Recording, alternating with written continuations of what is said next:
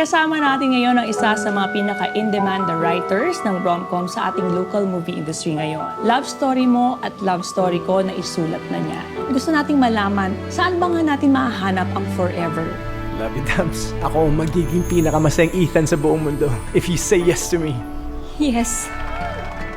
Please welcome Miss Mia Nolasco. Hello sa inyong lahat. Nagmahal na ba ang isang Mia Nolasco? Oo naman. So tell us, ano nangyari? Wala. Tangina. Pwede ba yung na sa TV? Pag nagmahal ka ng over, mahirap maiwan na bitter. Ethan, alias Labinant. Inspiration sa mga scripts ni Madam. Eh sino pa ba? Siya lang naman na nagmahal sa akin ng over.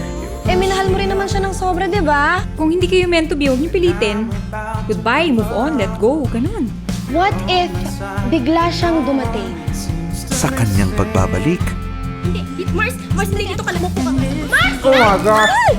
Ako talaga yung nakipag-break. Selfish kasi siya eh. Sarili niya lang kasi iniisip niya, puro feelings niya lang.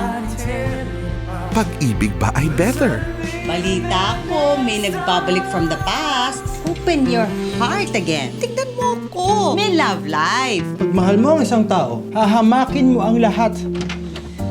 Hi. Mag-usap kayo. Okay? Mag-date kayo. Ma!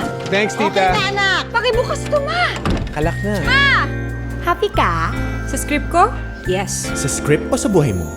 Siya lang naman kasi nakakapagpahina ng tuhod ko eh. Sa Taiwan na ako pepermanente. Kaya bebenta ko na yung shares ko at saka mga property. At ikaw lang makakaalam kung bakit, okay? What about Mia? Palagi ko sabihin mo sa kanya, bro. Aalis ka pa rin? So, ano to? Tayong dalawa. Thank you, sex. Hot ka pa rin kind of sex. Goodbye, sex.